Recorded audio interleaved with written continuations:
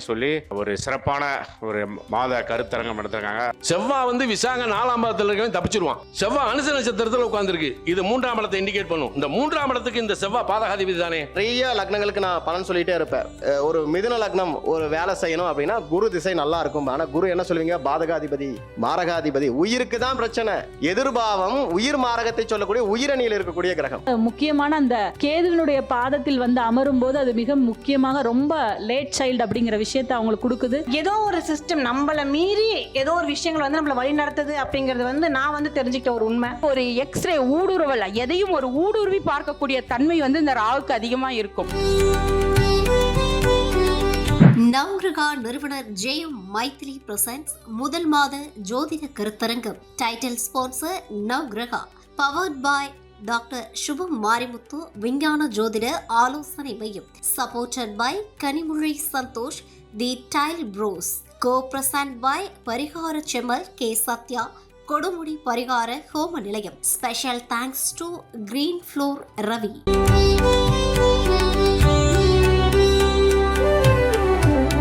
நவகிரகா முதல் ஜோதிட கருத்தரங்கத்திற்கு மிகப்பெரிய ஒரு அர்ப்பணிப்போட இவ்வளோ பெரிய ஒரு கருத்தரங்கத்தை முதல்ல நடத்தணும்னு நினைச்ச அந்த நினைவுக்கு என்னுடைய வாழ்த்துக்கள்.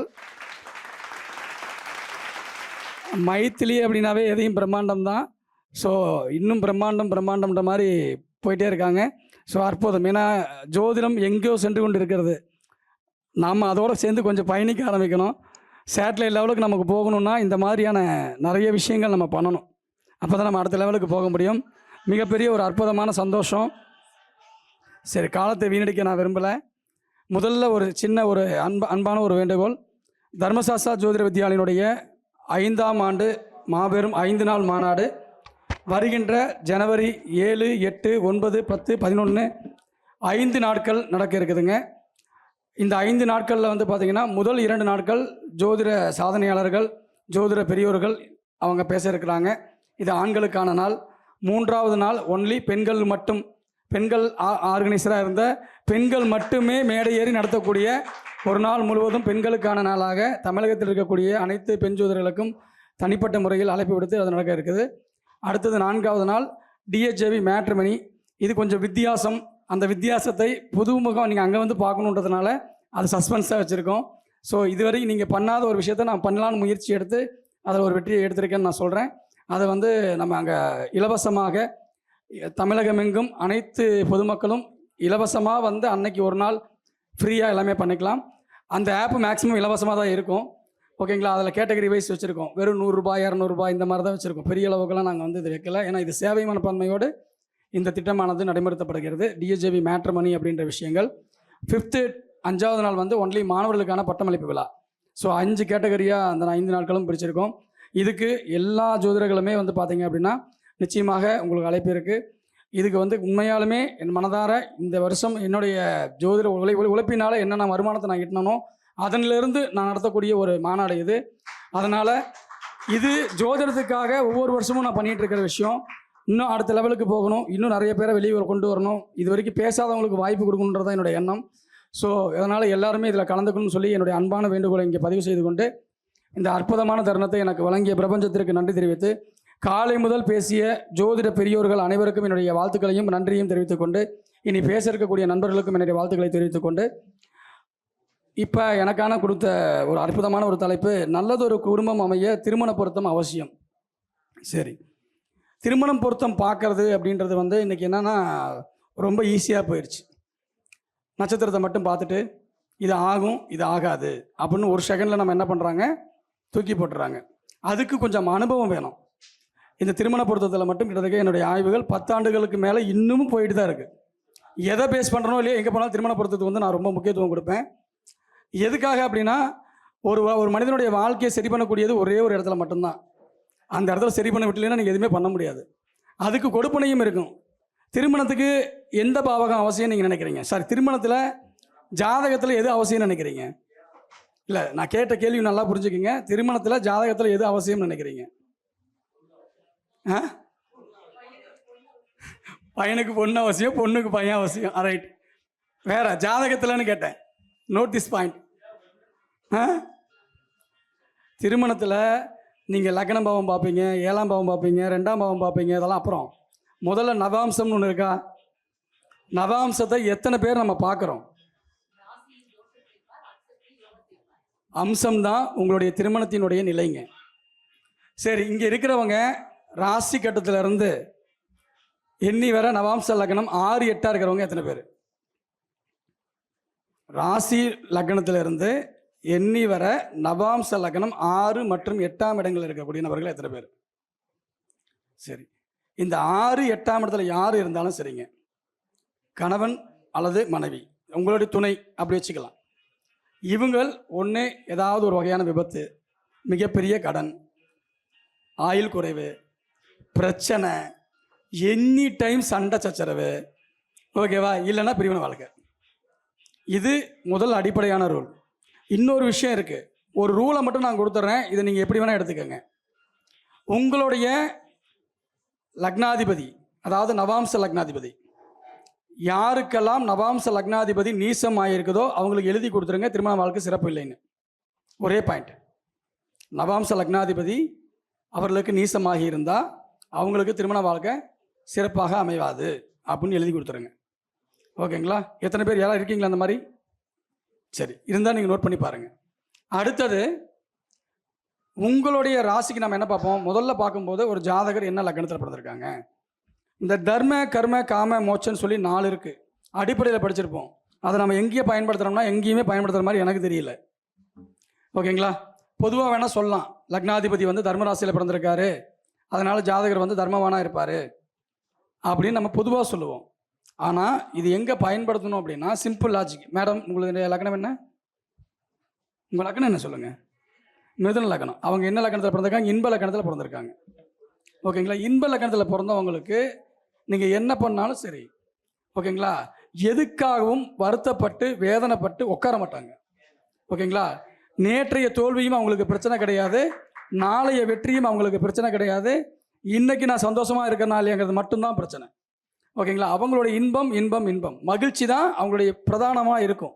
அதை நோக்கி தான் அவங்களுடைய பயணம் இருக்கும். இதில் 3 நட்சத்திரங்கள் இருக்குது. அதுலேயும் தர்ம நட்சத்திரம், கர்ம நட்சத்திரம், காம நட்சத்திரம், மோட்சத்திரம் இருக்குது. அதையும் நம்ம பார்க்கணும். நான் சொன்னது மேலோட்டமான ஒரு விஷயம் மட்டும்தான். ரைட்டா? இப்போ இவங்களுக்கு 7ஆம் இடமா எந்த பாவம் வந்திருக்குங்க? தர்ம பாவம் வந்திருக்கு. தர்ம பாவம் வந்திருக்கு. ஓகேங்களா? பாவம் அவர் சிம்பிள். தர்ம பாவமாக யாருக்கெல்லாம் உங்களுக்கு வருதோ, அது கணவனாக வந்தாலும் சரி, மனைவி வந்தாலும் சரி, அவர் எனக்கு வாய்த்த மிகப்பெரிய அடிமைகளில் ஒருவர். அவ்வளோதான். ரொம்ப நல்ல கணவர், அவ்வளோதான். வேற ஒன்றும் பெருசாலாம் நீங்கள் பண்ணாதீங்க. அதே மாதிரி 7ஆம் அதிபதி எங்கே இருக்கார்? அதுக்கு அடுத்த லெவல். அப்புறம் அவருக்கு குரு இருக்கு இல்லைங்களா? குரு எங்கே இருக்காங்கம்மா? 2லயே இருக்கு. அது பாவம், மோட்ச வீடு. ஓகேங்களா? எல்லாத்துக்காகவும் இழக்கிற ஒரே வீடு மோட்ச வீடு மட்டும்தான். எல்லா இடங்கள்லையுமே நீங்கள் தனுசு ராசி, இது நீங்கள் கடகராசி எடுத்துக்கங்க, விருச்சிகம் எடுத்துக்கங்க, மீனாடி, இது வேணால் எடுத்துக்கோங்க. கடகத்துக்கு விருச்சகத்துக்கு ஒரே வித்தியாசம் தான். ஓகேங்களா? விருச்சகம் இருக்கிறது எல்லாத்தையும் எடுத்து கொடுத்துரும், அது தனக்குன்னு வச்சுக்காது. கடங்க கொடுக்கும்போது யோசித்து கொடுக்கும், அவ்வளோதான். இதுக்கு இதில் வித்தியாசம் அது மட்டும்தான். அப்போ இவங்க வந்து பார்த்தீங்க அப்படின்னா, அவர் குரு கடகத்தில் இருக்காரு அப்படின்னா என்ன ஆகும்? அவர் எல்லாத்தையும் தனக்காக, அதாவது அவருடைய முன்னேற்றமே இருக்காது. மோட்ச வீட்டில் லக்னம் இருந்தாலும் சரி, லக்னாதிபதி இருந்தாலும் சரி, அவங்களுடைய முன்னேற்றத்தை அவங்க முதன்மைப்படுத்த மாட்டாங்க. தன்னை கூட இருக்கிறவங்க மேலே போகணும், கணவன் மேலே போகணும், குழந்தைங்க மேலே போகணும், இப்படி தான் இது பண்ணுவாங்க. அப்போ அதை நீங்கள் முதல்ல பார்க்கணும். ஸோ இவங்களுடைய கொடுப்பனை என்னன்றது தெரியாமையே இவங்களுக்கு கணவன் எப்படி இருக்கான்னு, இப்போ ஒரு உதாரணத்துக்கு இவங்களுடைய லக்னத்துக்கு 7ஆம் இடம் தர்ம வீடு, 7ஆம் அதிபதி இருக்கிறது மோட்ச வீட்டில். அப்போ இவருக்கு எப்படிப்பட்ட கணவன் அமைவார்? நல்ல தர்ம சிந்தனையுடன் எல்லாத்தையும் விட்டு கொடுக்கக்கூடிய அற்புதமான ஒரு கணவன் அறிவார். இதுதான் இவங்களுடைய பலன். இதை அப்படியே நம்ம அங்கே கொண்டு போகணும். அவர் ஜாதகத்தில் அவர் என்ன லக்னமா வந்துருச்சா? மோட்சம். அவர் என்னம்மா? 7ஆம் அதிபதி யாருமா? புதனா? எங்கே இருக்கிறாரு? அதுவும் மோட்சத்தில் போயிடுச்சு. ஓகேவா? இவங்களுக்கு விட்டு கொடுத்து வாழ்றதுக்காக என்ன பண்ணியிருக்காங்க? அவரு அந்த அமைப்பில் பிறந்திருக்காரு, வாழ்ந்திருக்காரு. அப்போ என்ன அர்த்தம்? இந்த யாருக்கெல்லாம் இந்த இணைவுகள் முதல்ல பாருங்க. ஓகேங்களா? உங்களுடைய லக்னத்துக்கு ஆப்போசிட் எப்பயுமே வரக்கூடாது. அது வந்து பொருந்தாது. நீங்கள் எத்தனை ஜாதகத்தை வேணால் பார்த்துக்கோங்க, எவ்வளவு ஜாதகத்தை வேணால் எடுத்து போய்க்கிங்க. உங்களுக்கு இது பொருந்துச்சு அப்படின்னா அது ஒரு அற்புதமான உங்களுக்கு வரத்துக்கு தகுந்த மாதிரி என்ன இருக்குங்க, அங்கே வாழ்க்கை கிடைச்சிருக்குதுன்னு அர்த்தம். இல்லைன்னா பொருந்தா நிலை தான். ஆமாங்கம்மா, ஆமாம்மா. அதுக்கு அடுத்தது இது மட்டும் இல்லை, இது 7ஆம் இடத்துக்கு மட்டும் கிடையாது. ஓகேங்களா? யாருக்கெல்லாம் ரிஷபம், அதே மாதிரி மகரம், அதே மாதிரி கன்னி, இந்த 3 வீடு. இந்த வீட்டில் உங்களுக்கு கிரகம் இருந்தாலும் சரி இல்லைனாலும் சரி, உங்கள் மனைவிக்கு கிரகம் இருக்கணும், அவங்களுக்கு கிரகம் இல்லைன்னா உங்களுக்கு கிரகம் இருக்கணும். அப்போ தான் உங்களுக்கு பொருளாதாரம் கிடைக்கும். இல்லைன்னா பொருளாதாரம் கிடையாது. அந்த ஜாதகம் ரிஜெக்டடு. புரிஞ்சுதா? 2 பேர்த்துல யாருக்கோ ஒன்று என்ன பண்ணணும், ஒன்று நான் சம்பாரிச்சா என் மனைவி வீட்டில் இருக்கலாம், என் மனைவி சம்பாதிச்சா நான் வீட்டில் இருக்கலாம், மொத்தத்தில் குடும்பம் ஓடணும். அதை நீங்கள் பார்த்துக்கணும். அதே மாதிரி எல்லாத்துக்கும் இப்போ இன்ப லக்கணத்தில் பிறந்திருக்காங்க, இன்ப லக்கணத்தில் பிறந்திருக்காங்க. இன்ப லக்கணத்தில் பிறந்தவங்களுக்கு பொருளாதார வீடுகளில் கண்டிப்பாக கிரகம் இருந்தே ஆகணும். இவங்க இன்பம் எல்லாம் அழிச்சிட்டு போயிடுவாங்க. அப்போ சேர்த்து வைக்கிறதுக்கு யாரும் இல்லை. அதனால் என்ன பண்ணணும், பொருளாதார வீட்டில் எந்த கிரகம் இருக்குன்னு பார்க்கணும். அவருக்கு பொருளாதார வீட்டில் கிரகம் இருந்ததுனா தான் சம்பாதிக்கிற பணத்தை சேமிக்க முடியும். இல்லைன்னா நான் எதுக்கு நான் சம்பாரிச்சேன் ஜாலியாக இருந்துட்டு போகிறேன்ட்டு போயிடுவாங்க. புரிஞ்சுதுங்களா? அதுதான் ஏற்படும். ஒவ்வொன்றுக்கும் பார்க்கணும். என் குழந்தை எனக்கு வந்து சோறு போடுமா, அவன் இன்ப லக்கணத்தில் 5ஆம் அதிபதி இன்ப வீட்டில் இருந்தால் என்ன இருக்கும், அவன் சோறு போடுவான் உங்களுக்கு. அவன் சம்பாரிச்சு அவன் ஜாலியாக அவன் சந்தோஷம் போயிடுவான், உன்னை பார்க்க மாட்டான். அவ்வளோதான், வேற ஒன்றுமே கிடையாது. அதே மாதிரி யாருக்கெல்லாம் சொத்து நம்ம கேட்குறோம் இல்லையா, 4ஆம் அதிபதி மோட்ச வீட்டில் இருக்கிறவங்களுக்கு சொத்து அமைஞ்சாலும் அது நிலைக்காதுங்க. ஒரே பாயிண்ட், நெத்தியடி பாயிண்ட், முடிஞ்சு போச்சு. 4ஆம் அதிபதி மோட்ச வீட்டில் யாருக்கு இருந்தாலும் சரி, 4ஆம் அதிபதி மோட்ச வீட்டில் இருந்ததுன்னா உங்களுடைய முதல் சொத்து இழப்பு அல்லது உங்கள் கண்முடியே அழியும். இதுதான் விதி, இதை மாற்ற முடியாது. எத்தனை பேருக்கு வேணால் அப்ளை பண்ணிக்கோங்க. இது ஐடியாஸ் மட்டும்தான். இதை நீங்கள் இன்னும் எவ்வளோ வேணால் எடுத்துக்கலாம். எங்கள் அப்பா எப்படி இருப்பார், எங்கள் அம்மா எப்படி இருப்பாங்க, என் கூட பிறந்தவங்க எப்படி இருப்பாங்க, எல்லாத்துக்கும் இதே விதி தான். இந்த விதியை பிடிச்சிக்கிட்டு நீங்கள் என்ன பண்ணிக்கலாம், ஒவ்வொன்றுக்கும் நீங்கள் பலன் சொல்லிட்டு போயிட்டே இருக்கலாம். இதோட சேர்த்து ஜாதகத்துக்கு பொருத்தம் பார்க்கும்போது முக்கியமான விஷயத்தை மட்டும் சொல்கிறேன். ஆணுடைய ஜாதகத்தில் சூரியன் யாருக்காவது 3, 6, 8, 12 இருந்ததுன்னா, பெண்ணுடைய ஜாதகத்தில் சந்திரன் 3, 6, 8, 12 இருக்கக்கூடாது. ஓகேங்களா? நம்ம ஒவ்வொரு பருவத்திலையும் நம்ம ஒவ்வொரு பருவமாக மாறுவோம். பருவகால ஜோதிடத்தில் சூரியன் அப்படின்றது நம்ம அப்பாவாகக்கூடிய காலம், பெண்ணுக்கு சந்திரன்கிறது தாயாகக்கூடிய காலம். அந்த காலங்களில் நமக்கு 3, 6, 8, 12 சூரியன் இருந்தது அப்படின்னா, அதே நம்மளுடைய மனைவிக்கு சந்திரன் அப்படி இருந்துச்சு அப்படின்னா என்ன ஆகுங்க, அங்கேயும் பிரச்சனை இங்கேயும் பிரச்சனை, 2 பேர் சேர்ந்து அகலபாதத்தில் போயிடும். அப்போ எது பார்த்தாலும் கடன் கேட்டால் என்ன சொல்லுவோம், குழந்தை பிறந்ததுக்கப்புறம் பாதிப்புன்னு சொல்லுவோம். அப்போ எங்கே பார்க்கணும், மேட்சிங்கில் பார்க்கணும். அதை அங்கேயே நம்ம என்ன பண்ணணும், ஒரு ஆளுக்கு பாதிச்சதுன்னா இன்னொரு ஆளுக்கு நல்லா இருக்கும். அந்த சூழ்நிலையை உருவாக்கிட்டோம்னா தான் ஆண் குழந்தையும் பிறக்கும்.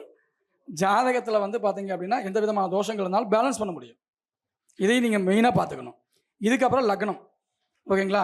நீங்கள் எப்படி பார்த்தீங்கனாலுமே ஒவ்வொரு லக்னமும் நீசமாகக்கூடிய லக்னம். இப்போ வந்து மேஷ லக்னம், செவ்வாய் கடகத்தில் நீசம். அப்போ எனக்கு அடிமையாக ஒரு கணவன் வேணும்னா கடகத்தில் தேர்ந்தெடு. புரிஞ்சுதுங்களா? மேஷ லக்னத்தில் பிள்ளை பிறந்திருக்கா, லக்னாதிபதி நீசம், லக்னாதிபதி நீசம் ஆகிட்டான்னு வச்சுக்கோங்க. அப்போ நம்ம இவன் வந்து துலா லக்னத்தில் பிறந்திருக்கான்னு வச்சுக்கோங்க. துலா லக்னத்துக்கு 7ஆம் இடம் தானே மேஷம். அப்போ அவங்க நீசமாக வராங்களா இல்லையா? கடக லக்னத்தில் நீங்கள் பொண்ணு எடுத்தீங்கன்னாவே அந்த பொண்ணு உங்ககிட்ட சரண்டரு.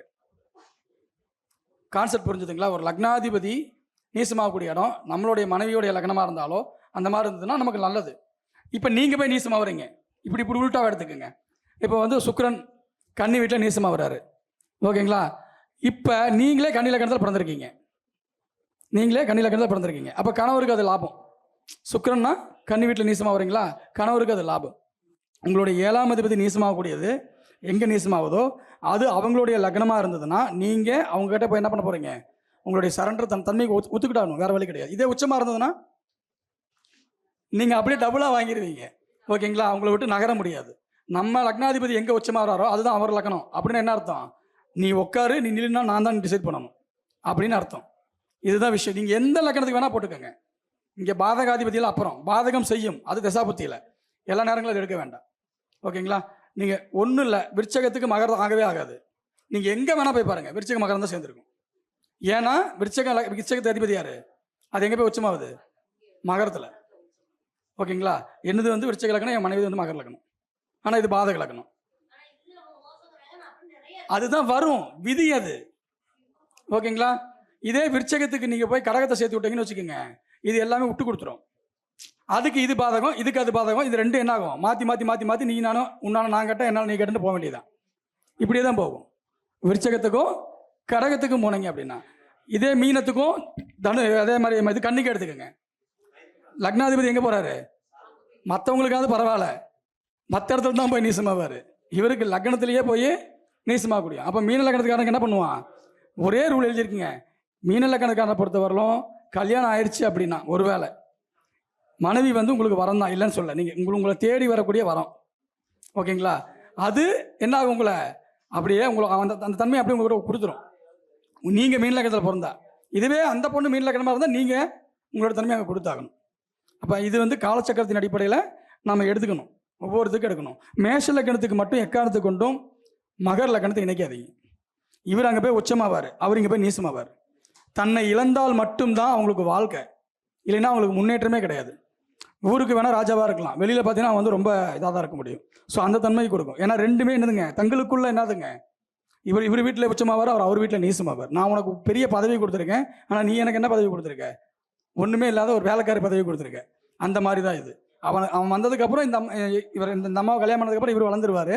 அவர் என்ன பண்ணுறோம், அந்த அம்மா என்ன பண்ணிடும், வேலைக்காரியாக தான் இருக்கும். அந்த மாதிரி ஒரு சூழ்நிலை மாறிடும். அப்போ நம்மளுடைய பிள்ளைங்க ஒரு லக்னம் தேர்வு செய்கிறதுல கூட இவ்வளோ விஷயங்களை பார்க்கணும். லக்ன புள்ளின்னு ஒன்று இருக்கு இல்லையா, இந்த 9 புள்ளியில் யாருக்குமே கன்னி புள்ளி வரக்கூடாது, கும்பம் வரக்கூடாது. இது காலச்சக்கரத்தினுடைய விதி. மேஷத்தை பொறுத்தவரையிலும் கடகம், கன்னி, கும்பம் வரக்கூடாது. மேஷத்தை பொறுத்தவரையிலும் மேஷத்துக்கு வராது, மேஷத்துக்கு கும்பம் வராது. ஆனால் கடகமும் கன்னியும் நவாம்ச லக்னம் வரும். ஸோ அது அவங்களுக்கு பாதிப்பு. அடுத்தது கும்பம், ரிஷபத்துக்கு வந்தீங்கன்னு வச்சுக்கோங்க, அது ஆரம்பிக்கிறது எங்கே ஆரம்பிக்குது, மகரத்தில் தான் ஆரம்பிக்கும். ஓகே, அவங்களுக்கு கும்பம் ஆகாது, கடகம் ஆகாது. ஆண் ஜாதகமாக இருந்தால் செவ்வாய் நீசமாகக்கூடிய இடம், ஆண் ஜாதகமாக இருந்தால் சுக்கிரன் நீசமாகக்கூடிய இடம், பெண் ஜாதகமாக இருந்தால் செவ்வாய் நீசமாகக்கூடிய இடம். அது என்ன பாவகமாக வருதோ அந்த பாவம் இதோடு சேர்ந்து அந்த லக்னத்தினுடைய பாதகாதிபதியுடைய பாவம். இதை மட்டும் மைண்டில் வச்சுக்கோங்க. இந்த அமைப்பு இருந்ததுனாவே அவங்களுக்குள்ள அந்த இல்லறம் என்பது சிறப்பாக இருக்காது. அவங்களுக்கு பண்ணும். பொதுவாக ஆணாக இருந்தாலும் சரி, பெண்ணாக இருந்தாலும் சரி, கும்ப வீடு சன்னியாசி வீடு. ஓகேங்களா? அந்த சன்னியாசி வீட்டில் யாராவது வந்துட்டாங்கனாவே இவங்க ஏதோ ஒரு வகையில் கொஞ்சம் கேப் பிரிஞ்சு வாழ்கிற மாதிரி, தூரமாக இருந்துட்டு வந்துட்டு போகிற மாதிரி, ஓகேங்களா, இந்த மாதிரி நிகழ்வுகள் இருந்துச்சுன்னா அந்த ஜாதகம் குட். ஓகேங்களா? ஒன்றா இருக்கணும்னு நினைக்கக்கூடிய ஒரு பொண்ணுக்கு இந்த மாதிரி ஜாதகத்தை சேர்த்து விட்டிங்கன்னா அது வந்து பேலன்ஸ் பண்ணாது. இதுக்கு தசாபுத்தியெல்லாம் இருக்குது, நிறைய விஷயங்கள் இருக்குது. ஏன்னா இது ஒரு 22 நாளில் ஒரு நாளைக்கு 2.5 மணி நேரம் எடுத்த சப்ஜெக்ட். அதை வந்து ஒரு 5 நிமிஷம் 10 நிமிஷத்துலலாம் இதுதான்றதை சொல்ல முடியாது. ரைட்டா? அந்த மாதிரி ஒரு விஷயம். இன்னொரு விஷயம், உங்களுக்கு 12 மொத்தம் 12 கட்டத்தில் உங்களுக்கு கிரகம் எங்கே இருக்குன்னு பாருங்கள். எப்படி தான் ஒரு 5 கட்டம் 6 கட்டத்தில் தான் இருக்கும், மீதி 6 கட்டம் எம்டியாக தான் இருக்கும். அந்த கட்டத்தில் அவங்களுக்கு கிரகம் இருந்தால் அது ஓகேங்க. புரிஞ்சுதா? உங்களுக்கு எங்கே கிரகம் இல்லையோ அங்கே கிரகம் இருந்துச்சுன்னா, என் கிரகம் அங்கே இருந்துச்சுன்னா எது உனக்கு கிடைக்கலையோ அந்த பேலன்ஸ் அங்கே எடுத்துக்கலாம். இதுதான் லாஜிக். அப்போ இதுலேயே வந்து பார்த்தீங்கன்னா சுபகிரக ஒரு கிரகம் எனக்கு இருக்குன்னா, இப்போ எனக்கு வந்து உதாரணத்துக்கு வந்து இப்போ ராகுதசன் வந்துட்டு இருக்கு. ஓகேவா? எனக்கு ராகு இருக்கிற இடத்துல என்னுடைய மனைவிக்கு சனியோ செவ்வாயோ, ஓகேவா, இதெல்லாம் இருக்கவே கூடாது. ராகு செவ்வாய் கண்டிப்பாக இருக்கக்கூடாது. அப்படி இருந்துச்சு அப்படின்னா அவங்களுக்கு அதை அடிக்கும். எனக்கு ராகு இருக்கும்போது அப்போ 3 தசாபுத்தி முக்கியமாக நம்ம கல்யாணம் ஆனதுலேருந்து ஒரு 3 தசாபுத்தியாவது பார்க்கணும். அந்த 3 தசாபுத்தி கிரகம் எங்கே இருக்குது, அதுக்கு ஆப்போசிட்டில் அவங்களுக்கு வீட்டில் என்ன கிரகம் இருக்குது, இதை மட்டும் நீங்கள் நோட் பண்ணிக்கோங்க. இது நோட் பண்ணிங்கனாவே கொஞ்சம் பேலன்ஸ் பண்ணிக்கலாம். பரவாயில்ல அப்படின்ற விஷயங்கள் இது எல்லாமே தான் கால்குலேஷன் போட்டு தான் நான் ஆப்பாக கொடுத்துருக்கேன். ஓகேங்களா? இந்த விதிகள் இது சொன்னதில் ஒரு 2-3 விதி தான் சொல்லியிருக்கேன். கிட்டத்தட்ட 21 விதிகள் இதில் பயன்படுத்தியிருக்கேன். இதெல்லாம் பயன்படுத்தி நானே ஆப் போட்டு உங்களுக்கு மார்க் போட்டு கொடுத்துட்டேன். நீங்கள் என்ன பண்ணணும்னா என்னோடய ஆப்பை டவுன்லோட் பண்ணி டேட்டா பர்த் கொடுத்து ஸ்க்ரீன்ஷாட் போட்டிங்கன்னா மார்க் லிஸ்ட்டு வந்துடும். அதை அப்படியே பிரிண்ட் எடுத்து கொடுத்துடலாம். அந்த மாதிரி தான் இருக்கும். ஓகேங்களா? எதுக்காக அப்படின்னா அடுத்த தலைமுறை உருவாக்கக்கூடிய மிகப்பெரிய பங்கு நம்மக்கிட்ட தான் இருக்குது. தப்பாக இருந்தாலும் சரியாக இருந்தாலும் ஓப்பனாக சொல்லிடணும். இந்த மாதிரி பாதிப்பு இருக்குது, இதுதான் பிரச்சனை, ஸோ இது காலதாமதம் ஆகுது. ஓகேங்களா? நம்மக்கிட்ட பரிகாரம் என்பது கிடையாது, வழிபாடுகள் மட்டும்தான் பரிகாரம். ஒன்று டைமிங் எடுத்து கொடுக்கணும், இதுதான் இந்த டைமிங் வரைக்கும் வெயிட் பண்ணுங்கன்னு சொல்லணும். 2வது இதுக்கான பரிகாரம் இவ்வளோ தான், இந்த வழிபாடுகள் இந்த டைமில் பண்ணுங்க. இந்த 2 விஷயம்தான் இருக்கிறதுலையே உலகத்திலேயே மிகப்பெரிய ஒரு தெய்வீகமான ஒரு தொழில் அப்படின்னா நம்ம தொழில் தான். ஓகேங்களா? இந்த தொழிலில் நம்ம எந்த அளவுக்கு உண்மையாகவும் நீதியாகவும் நேர்மையாகவும் நடந்துக்கிறோமோ இது உங்களை அல்ல உங்கள் தலைமுறையே மிகப்பெரிய வாழ வைக்கும். இதை அதிகமாக நம்புறவன் நான். அதனால தான் இதை வந்து எந்த நேரத்துலையுமே தவறாக சிந்திக்கக்கூடாதுன்ற ஒரு எண்ணம் எனக்கு இருக்குது. ஸோ தயவு செஞ்சு சொல்கிறேன், இது எல்லா நன்மைக்காகவும் சொல்கிறேன். நம்ம இருக்கக்கூடிய துறை மிகப்பெரிய ஒரு துறை. இதில் மிகப்பெரிய அளவில் நம்மளை நம்பி நிறைய மக்கள் வராங்க. எத்தனையோ பேர் கண்ணுக்கு தெரியாதவங்கலாம் நம்ம வந்து கடவுளாக நினைக்கிற அளவுக்கு இன்றைக்கி காலம் போயிட்டுருக்கு. ஓகேங்களா? அந்த அளவுக்கு நம்ம வந்து உயர்ந்த இடத்துல இருக்கோம். ஸோ அந்த உயர்வுக்கு தகுந்த மாதிரி இன்னும் உயர்வா, ஓகேங்களா, எல்லா மனிதனுக்குமே பிரச்சனையும் உண்டு,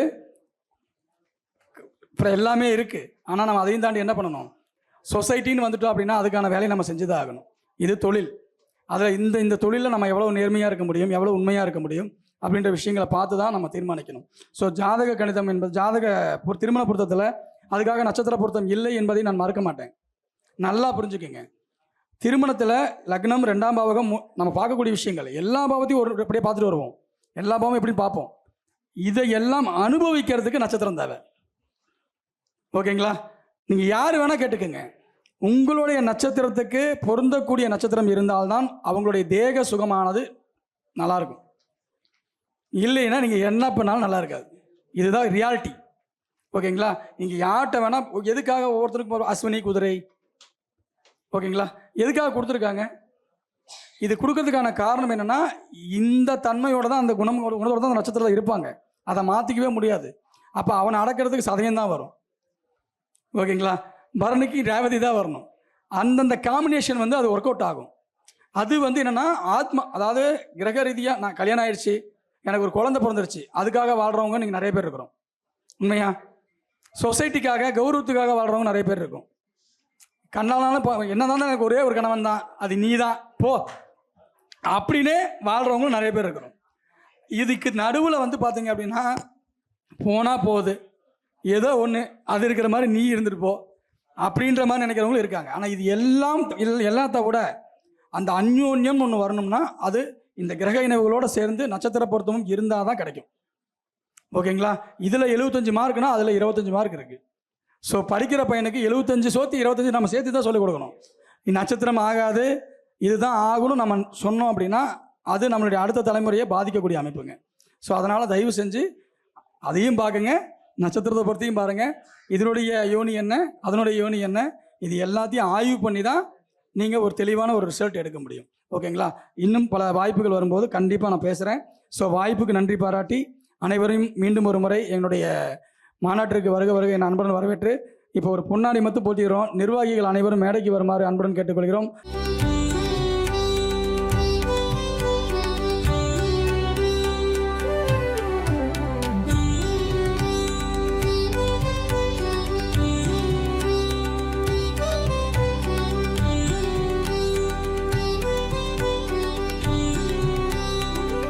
நவ்கிரகா நிறுவனர் ஜெயம் மைத்திலி பிரசன்ஸ் முதல் மாத ஜோதிட கருத்தரங்கம். Title sponsor Navgraha. Powered by doctor Subham Marimuthu விஞ்ஞான ஜோதிட ஆலோசனை மையம். Supported by Kanimozhi Santhosh the tile bros. Co present by பரிகார செம்மல் கே சத்யா கொடுமுடி பரிகார ஹோம நிலையம். Special thanks to green floor Ravi.